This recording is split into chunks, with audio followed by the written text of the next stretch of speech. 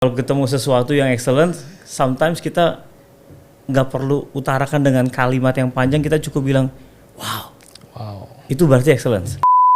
Niat dan semua usaha untuk berikan yang terbaik, itu tuh excellence tuh. Kita excellence tuh bukan karena faktor luar, karena memang kita manusia excellence.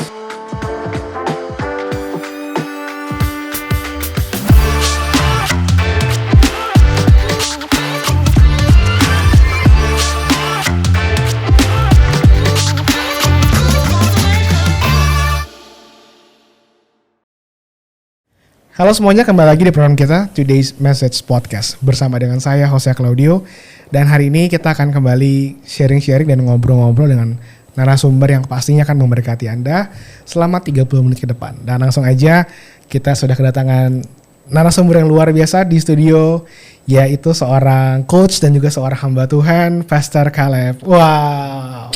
Halo, apa kabar nih Kak Caleb? Luar biasa bro. Luar biasa ya. Jadi Kak Caleb ini juga adalah seorang coach ya Kak ya? Coach dari Essential Training and Consulting. Dan juga sekarang menjadi seorang gembala di GBI Center of Worship di daerah Bekasi ya? Bekasi. Wow. Gimana nih Kak kabarnya? Kabarnya challenging. Challenging. Iya.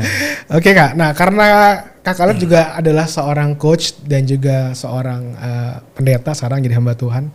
Nah kita akan ngobrol Kak hari ini tentang excellent. Dan excellent-nya juga adalah bicara bagaimana di dalam gereja maupun juga di dalam marketplace gitu kan ya. Karena kan katanya kita harus jadi terang, jadi garam gitu kan ya. Jadi harus bisa menjadi teladan dalam hal excellency atau keunggulan kita. Nah sekarang langsung aja nih aku mau nanya, menurut Kak Caleb sendiri, apa yang Kak Caleb bisa definisikan dari kata excellent? Oke. Excellent ya. Yeah. Kan kalau panjang gue jadi kayak ngajar kuliah ya bro. Iya. Kalau panjang juga gue jadi training kan. Iya. Ini kalau gue bisa definisi satu kata wow kali ya. Wow. Bisa aja sih mau lihat dari arti bahasa Inggrisnya apa segala. Iya, tapi buat gue excellent tuh wow. Wow, oke. Wow. Jadi kalau ketemu sesuatu yang excellent, sometimes kita nggak perlu utarakan dengan kalimat yang panjang, kita cukup bilang wow. Itu berarti excellence. Kalau cuma good, belum excellence berarti. Masih agak biasa-biasa gitu. Biasa-biasa aja, rata-rata. Ya kan? Oke. Nah, menurut Kakak sendiri, excellent itu apakah sama dengan perfect? Pursuit of perfection ya, itu excellence. Oh, mengejar kepada keperfection ini ya, atau kesempurnaan ini ya. Kadang-kadang ada banyak orang yang alergi sama kata perfeksionis ya. Iya, kan suka bilangnya lu perfeksionis banget sih gitu kan ya. But di another side ya, buat gua ya kalau nggak kejar ke situ, udah pasti rata-rata udah. Standarnya pasti B aja, biasa aja. Iya. Middle pasti dia mainnya average dia. Tapi kalau dia kejarnya excellence-nya ke perfection, pasti wow. Oh.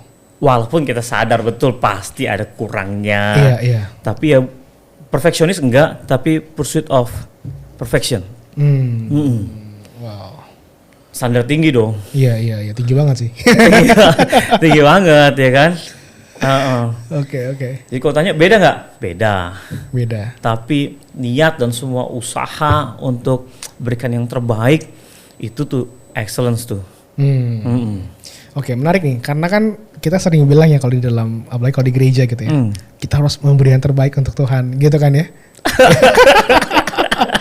Iya kan ya? Kalau lagi doa atau lagi ada apa yang menjadi keinginan kamu? Saya ingin memberikan yang terbaik untuk Tuhan. Bener kan ya? Seringkali kan kita mendengar hal itu. Iya. Slogan.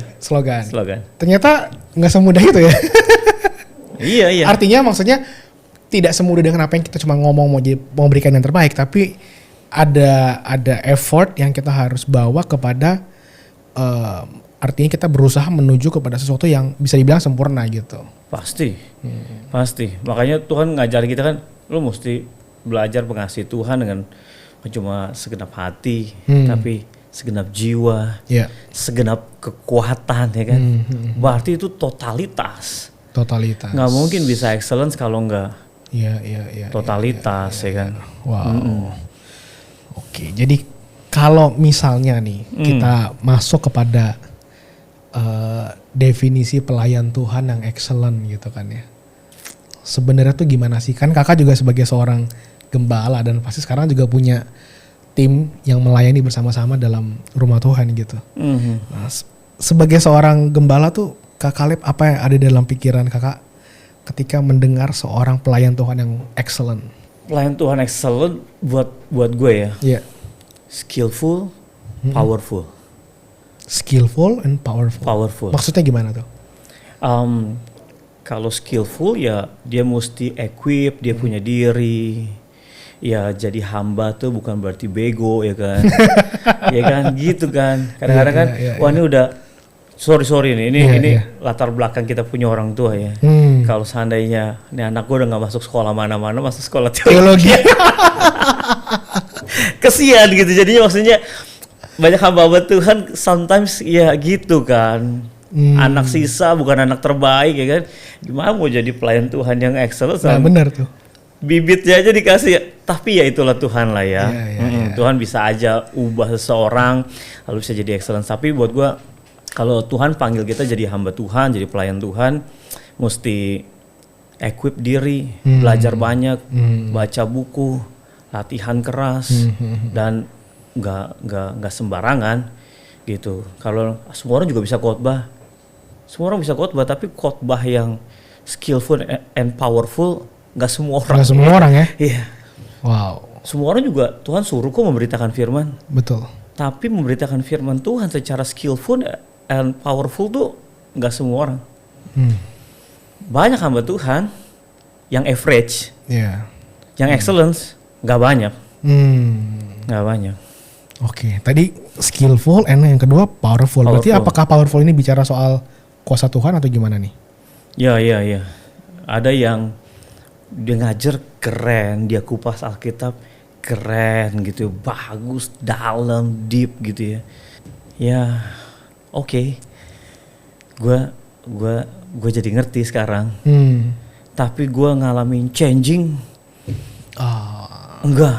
Apakah gue sampai ngalamin Tuhan lewat firman yang dia bagikan? Sometimes enggak sampai ke situ juga gitu ya. Tapi waktu seseorang bisa melayani Tuhan, ini kalau ngomongin khotbah ya, walaupun nggak semua pelayanan kan khotbah ya, ini konteksnya khotbah ya. Mungkin karena gue khotbah kali ya bro. Tapi untuk sampai touching people, walaupun itu memang bukan kita punya capacity ya, tapi persiapan kita sebagai hamba Tuhan buat gue sangat menentukan gitu. Ngulangin khotbah yang berkali-kali tanpa pewahyuan baru tuh buat gue nggak excellent banget gitu. Iya kan. Apalagi kita cuma khotbah orang. Ya kan? Sekarang apalagi ada Google ya. Google. Tinggal copy YouTube, paste. Ya kan. YouTube. Iya. Tinggal copy paste doang bisa gitu ya. Bisa ya kan. Kalau kita seorang komunikator yang baik ya pastilah dengar YouTube sekali dua kali bisa khotbahin ulang gitu.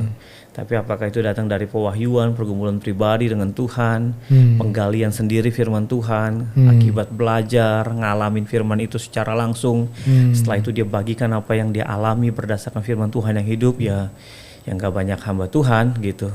Oke. Yang gak bisa disalahin sih kadang-kadang padatnya jam pelayanan. Betul. Ya. Gitu. Kadang-kadang ya memang, ya mungkin kakak juga sebagai pengkhotbah kan dipanggil sini sana sini yang kadang-kadang kayak mungkin kurang waktu untuk mau preparing the best gitu ya. Mungkin kayak gitu berarti harus berani untuk say no kali untuk beberapa pelayanan. Kasih ya bro udah jujur. Iya sometimes gitu sih. Ya kan kalau nggak kita mengorbankan untuk beri yang terbaik. Iya. Untuk mengejar jadwal kita doang gitu ya. Iya. Khotbahin lagi khotbah yang lama sih nggak masalah sih. Masalahnya waktu kita udah mulai jadi biasa aja tuh. Nah iya. Hati kita udah nggak di situ lagi. Ya. Kalau emang kita masih lagi dalam perenungan itu, terus kita mau bagiin hal itu juga, that's okay. Emang sebulan lagi ngalamin itu, dan cuma mau bagiin itu dulu, nggak mau yang lain gitu ya. Karena kan kita nggak mungkin bagi apa yang kita nggak alamin kan, bro. Betul. Gitu.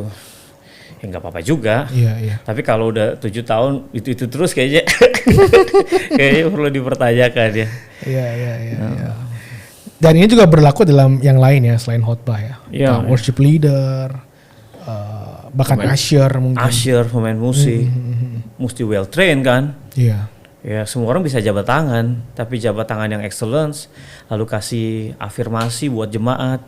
Waktu orang ketemu dia dan dalam hitungan detik ya kan ya, dia bisa impartasi, dia punya sukacita gitu ya. Dan itu nggak sembarangan usher tuh. Itu powerful ya berarti di situ ya. Ya kan kakak bilang skillful and powerful. Iya, maksudnya waktu orang ketemu sama kita jabat tangan di situ ngalamin kuasa Tuhan gitu. Ngalamin kuasa Tuhan. Iya. Walaupun dari cara jabat tangannya juga kelihatan sih ya kan. Ada Tuhan apa enggak dalam hidup kita kan. Bedanya apa tuh? Mungkin boleh kasih contoh. Contoh kan ada orang kan yang kalau jabat tangan malu-malu ya bro. Minder, dia nggak confidence. Iya. Gitu kadang-kadang dia merasa orang yang disalami jadi seolah-olah lebih daripada dia gitu ya. Ya kita hamba tapi bukan berarti kita jadi orang itu lebih hebat daripada kita sama-sama punya Kristus ya kan. Cuma kita usher aja. Iya. Jadi cara salamannya, jaraknya ya kan ya. Parfumnya kan gitu kan. Ya kan? Semuanya excellent tuh dari ujung rambut sampai ujung kaki. Sampai dia udah persiapin kalimat apa yang dia mau ucapin. Hey bro, happy Sunday. Jesus love you. Wow. Waktu bilang Jesus love you, orang jalan sambil mikir ke bangku, wah Tuhan sayang sama gue. Kadang-kadang dia belum, waktu udah ngalamin Tuhan tuh. Benar. Cuma karena dia bilang Jesus love you. Iya. Asher ya. WL pemain musik. Tuhan lihat hati lah. Ya tapi kalau jemaat juga udah sakit telinganya gara-gara denger kita nyanyi apalagi. Aduh. Jadi ya nggak semua orang harus di mimbar kan. Iya. Tapi intinya di semua bidang 2 poin penting dari Kak Kaleb tadi adalah skillful and powerful. Jadi bagaimana kita mengembangkan diri dan yang kedua juga kita harus ya bangun juga sama Tuhan gitu ya supaya benar-benar apa yang kita lakukan tuh ada dampaknya buat orang lain gitu ya. Iya. Kalau ditanya skillful orang Yahudi kurang apa kan bro? Iya betul. Tapi waktu dia dengar Yesus, wah ini bukan cuma skill. Kalau dia nggak punya skill, dia nggak bisa tanya jawab sama para imam ahli Taurat kan. Itu skill, 12 tahun tuh skillful. Iya. Tapi lebih daripada itu, Alkitab juga catat tuh, Matius 7 kan. Di ayat terakhir tuh, waktu orang dengar dia khotbah, wah siapa nih orang khotbah penuh kuasa kan gitu. Jadi waktu petik gitar, waktu bilang shalom ya kan. Waktu jabat tangan, ada kuasa Tuhan ngalir buat gue itu powerful. Iya. Dan itu kita dapat kalau kita harus ngalamin Tuhan setiap hari dong ya. Pasti. Ya lu mau bagi apa orang lu nggak punya? Kan kita nggak mungkin bagi apa yang kita nggak punya kan. Kita mau bagi Tuhan dalam hidup kita nih. Tuhan nggak ada ya kan. Bukan berarti ya Tuhan nggak hidup dalam hidup kita. Kita mau bagi apa kan? Iya. Gitu. Berarti kalau kita ngomong soal excellent nih Kak. Kalau kita pelayanan di hari Minggu, persiapannya nggak bisa cuma sehari sebelumnya ya? Benar nggak sih? Even 1 minggu juga nggak cukup kayaknya. Makanya kita renungin firman tuh bukan buat nyiapin khotbah. Iya. Gue lagi persiapan khotbah, itu harusnya cuma arrange doang. Benar sih. Cuma susun aja, tapi perenungannya, penggaliannya, ya tiap hari kan. Tiap hari. Wow. Ya kalau cuma buat nyiapin khotbah ya berarti profesi kali ya. Profesinya pengkhotbah ya. Pembicara. Oke. Sah lah ya. Nah, menariknya juga gini loh Kak. Banyak orang ini tanpa mendiskreditkan siapapun tapi seringkali terjadi adalah kita tuh bisa kayak ngejar excellency atau keunggulan di dalam dunia kerja. Karena kita mengejar sesuatu gitu kan ya. Gak bisa dipungkiri nih kalau kita performa bagus kan pasti income naik gitu. Karir bagus terus juga promosi dan sebagainya. Iya. Tapi kalau di gereja kan kayak semuanya thank you gitu ya. Thank you for your ministry gitu kan, makasih buat pelayanannya. 2M ya. 2M, benar. Nah jadi pertanyaannya adalah gimana ya kita bisa ngebangun mentalitas excellent ini tanpa akhirnya terbiasa dengan pola pikir harus ada yang kita dapat gitu loh. Dan sebenarnya menurut Kak Caleb, waktu kita excellent dalam pelayanan kita, ada nggak sih yang kita dapat? Apakah harus selalu materi atau hal yang lain? Gimana Kak? Iya, kadang-kadang kita nih human having ya, having gitu. Kita lakukan sesuatu karena kita ada sesuatu yang kita mau dapetin kan gitu kan. Yeah. Padahal harusnya kita human being. Kita excellence tuh bukan karena faktor luar. Karena memang kita manusia excellence gitu. Yang gak usah jauh-jauh deh, gak usah ngomongin kerjaan sama pelayanannya dulu ya bro, gak usah ngomongin bentuk kerjaan sama pelayanan. Kadang-kadang kita mengasihi orangnya karena orang baik sih. Kita buat baik tuh bukan karena orang baik, karena memang kita manusia baik kan gitu kan. Iya benar. Kenapa kita manusia baik? Karena Tuhan baik, udah itu aja. Ya orang Tuhannya ada di dalam, Tuhan baik, masa gue nggak keluarin yang baik? Buat gue sih aneh gitu ya. Jadi kalau seandainya kita as a Christian ya, orang percaya, terus kita kerjain sesuatu karena apa yang kita kejar ya, buat gue aneh bro. Aneh ya? Aneh. Kita di drive sama uang yang di luar, bukan sama Kristus yang di dalam. Gitu. Ngomongin mamon pasti ujung-ujungnya nih bro, pasti. Iya. Apa yang lo kejar itu yang mengendalikan hidup lo. Iya. Ya kan gue pengen es krim ya, pasti gue mulai dikendalikan kan. Gitu. Pikiran gue, hati gue, kaki gue mulai melangkah ke minimarket lah kan, cari es krim. Dan apa yang mengendalikan hidup gue tanpa gue sadar, itulah yang gue sembah, karena dia ngedrive gue. Jadi tanpa sadar sebenarnya kalau kita lakukan sesuatu cuma gara-gara kita pengen kejar itu ya itu mungkin penyembahannya kita kali. Berarti tuannya ya mamon, bukan Yesus ya. Iya, dan itu bukan cuma di marketplace kok bro, di pelayanan juga banyak. Cuma beda covernya aja kan. Iya. Yang satu covernya gedung perusahaan, gedung kantor, yang satu gedung gereja. Iya. Aduh, masuk pinggir jurang gua. Oke. Tapi ini menarik sih, karena gini, kalau kita mengejar sesuatu yang tadi ya misalnya ada soal mamon dan pencapaian manusiawi yang kita bisa dapat, atau tadi Caleb bilang istilahnya apa? Human having ya. Kadang-kadang kita rela tuh kayak lembur di gereja, di kantor. Iya kan? Lembur di kantor, apa kita kejar project kita dapat. Tapi nggak semua orang tuh bisa pursue untuk ngejar panggilan Tuhan gitu loh. Ketika udah mulai susah dikit udah males gitu kan. Keluar deh dari gereja. Cari yang lebih basah ya bro. Itu dia. Nah, itu kan artinya itu kita mesti mendefinisikan ulang. Makanya kenapa kita ada podcast tentang excellence ini, karena aku melihat ini perlu didefinisikan ulang nih. Kita melihat gereja atau melihat pelayanan kita untuk kita kerjakan secara excellent gitu. Iya. Karena sometimes it's easy to say kita harus beri yang terbaik gitu. Tapi dalam lapangannya ternyata tidak semudah yang Anda perkatakan, Ferguson. Iya. Ya. Oke, nah jadi sekarang kalau menurut Kak Caleb sendiri gimana sih untuk kita benar-benar bisa terbangun sebuah habit khusus dalam hal kita melayani Tuhan dalam sisi excellent ini gitu, atau mencapai sebuah keunggulan sebagai seorang hamba Tuhan, sebagai pelayan Tuhan? Iya Kak, kita udah dicekokin lama banget ya bro. Lama banget kita dicekokin, dan akhirnya tanpa kita sadar kita punya understanding tuh. Actually bisa jadi tanpa kita sadari, mungkin waktu kita ambil tema kita hari ini aja kan, excellent dalam pelayanan dan pekerjaan atau marketplace, tanpa kita sadar otak kita mulai kebelah antara marketplace dan pelayanan gitu. Iya benar sih. Waktu itu dua hal dunia yang berbeda.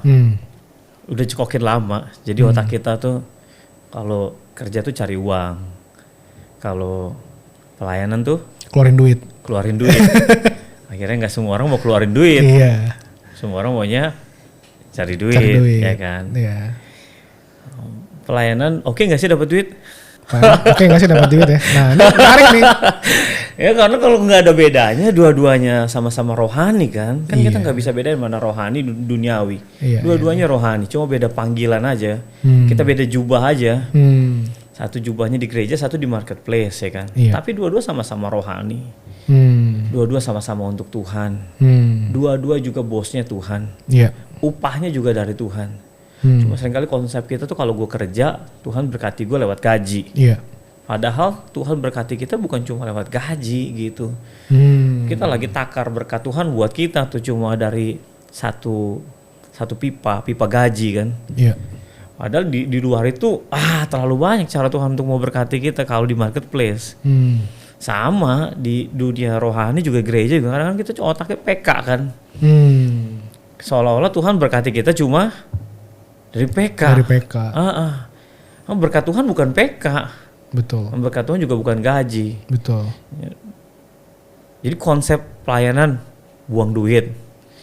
Enggak. Di marketplace juga lo berkorban kok. Prinsipnya sama.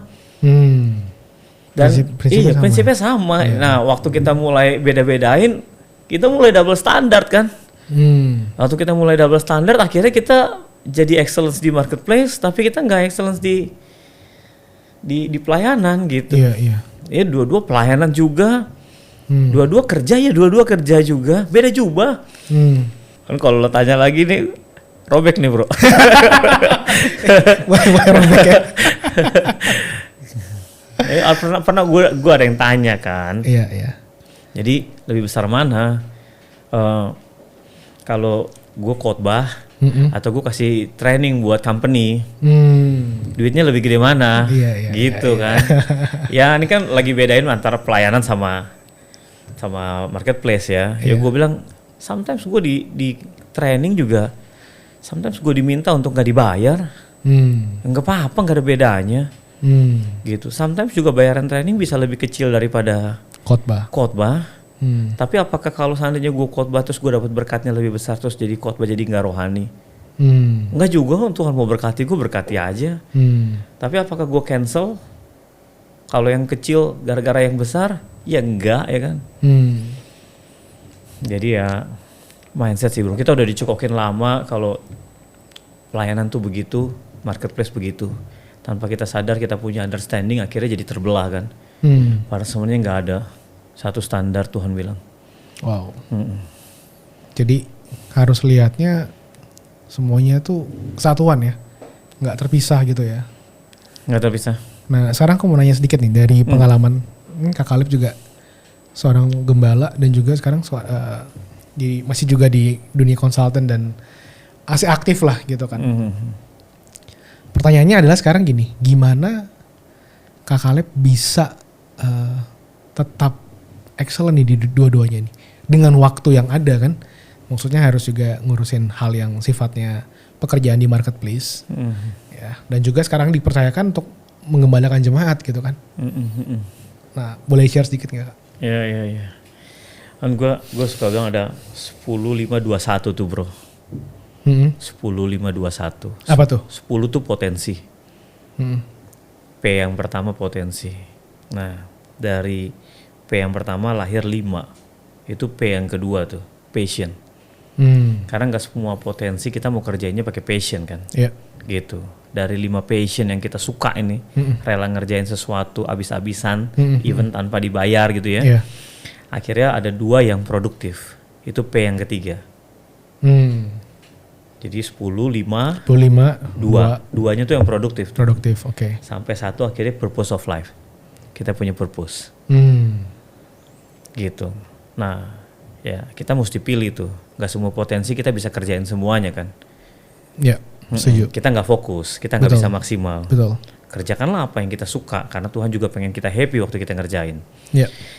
Lakukanlah passion. Dari passion itu gue pilah lagi mana yang produktif. Karena hidup ini gak ada yang gratis, ya kan. Walaupun nafas ini kasih karunia dari Tuhan, ya kan. Betul. Tapi semua hidup ini kan cost ya. Betul. Ada pertukaran gitu. Dan gue mesti pilih mana yang paling produktif. Dan gak semuanya juga gue ukur pakai uang. Karena gak semua yang bernilai itu kan ada bisa dihitung kan. Gitu. Jadi 2 yang produktif inilah yang jadi prioritas gue. Hari ini ya training sama pelayanan. Gitu. Ada bisnis lagi nggak? Ada. Gitu. Tapi waktu ini mulai berjalan bersamaan, buat gue dua-duanya penting. Jadi kalau gue udah set untuk training, terus ada pelayanan masuk, gue tolak, gue nggak duniawi. Ih gila lu pelayanan lo tolak, Lep. Ya kenapa? Ya kan? Emang khotbah lebih rohani kan enggak? Gitu. Tapi kalau gue udah terima pelayanan khotbah, ada training masuk, gue bilang, gue bisa di hari pertama, hari kedua kayaknya gue nggak bisa turun, tim gue yang turun, rela nggak? Ya udah nggak apa-apa coach. Ya udah, hari kedua gue tinggal karena gue udah ada pelayanan kan? That's okay. Dua-dua penting, dua-dua juga gue layani Tuhan. Dua-dua punya berkatnya masing-masing karena gue nggak pernah mau ukur dari angka-angka, gitu. Dan selama sejauh ini melakukan semuanya itu tetap berkat Tuhan dirasakan ya? Iya. Kadang-kadang di pandemik training nggak bisa jalan secara maksimal. Tuhan berkatinya lewat pelayanan. Kadang-kadang kita pelayanan nggak semuanya khotbah kan, ada yang behind the scene yang orang nggak tahu kita lakukan. Tapi Tuhan tetap hitung kok. Oke Caleb, aku ganti ya semua ini kasih training. Wow. Enjoy. Yes. Dan semuanya dipersiapkan juga dengan maksimal dong ya? Ya. Bedanya kan kalau khotbah kan minta pewahyuan gitu ya. Kalau training tuh modul. Jadi makin kita banyak jam terbang ya makin expert di situ. Tapi itu pun juga ya gue bilang Tuhan sometimes gue bosen trainingin satu topik berulang-ulang terus kan. Kadang-kadang ya cari kreativitas baru, masukan yang baru, belajar lagi, inovasi dan sebagainya. Wow. Gitu bro. Wow. Oke, jadi intinya adalah kalau kita mau menjadi seorang yang excellent ya kita harus skillful, powerful. Wow. Gak bisa skillful kalau gak punya self improvement. Gak bisa. Baca buku, belajar dari orang. Jadi kalau misalnya kita ada dua-dua nih kayak tadi Kak Caleb di dunia, aku kan bukan membagi-bagi ya, tapi artinya dari sisi pelayanan maupun juga dari sisi training gitu ya. Berarti dua-duanya harus belajar terus dong ya. Kan kayak sekarang orang nih ya, oke saya jadi karyawan tapi juga saya di gereja misalnya jadi worship leader atau jadi usher gitu ya. Mau nggak mau kita nggak boleh anggap kayak usher ini ya udah cuman sampingan aja gitu. Sampingan. Bener gak sih? Iya.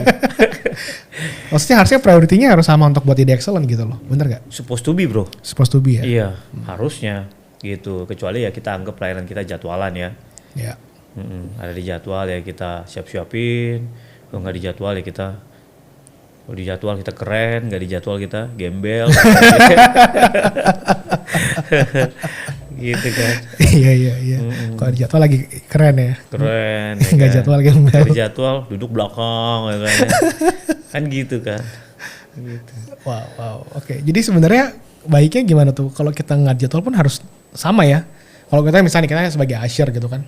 Kalau lagi tugas kan kayaknya wah happy semua, kita joyful gitu. Tapi kalau lagi nggak tugas biasanya kan kayak tersembunyi gitu kan, entah di mana gitu ya. Sampai orang gak kenalin, oh ini kemarin usher gitu. Ya, harusnya ya datang dengan understanding yang utuh ya. I wanna give my best buat Tuhan. Apakah gue jadi usher, jemaat? Karena jemaat pun harusnya melayani loh waktu dia nggak dijadwal. Karena kan Tuhan bilang nggak boleh ada yang datang sama raja dengan tangan hampa kan. Gitu artinya jemaat juga datang, siapin hati, doa, pakai baju yang terbaik. Dia mau nyembah Tuhan kan. Gitu. Semuanya datang nyembah Tuhan. Cuma satunya lagi tugas jadi usher aja. Iya, that's gitu. right. Wow, thank you banget nih Pastor Caleb buat sharingnya hari ini, dan aku percaya ini akan memberkati buat semua pemirsa yang menyaksikan program pada episode kali ini. Jadi melalui episode ini kita mau sama-sama belajar untuk jadi orang-orang yang excellent.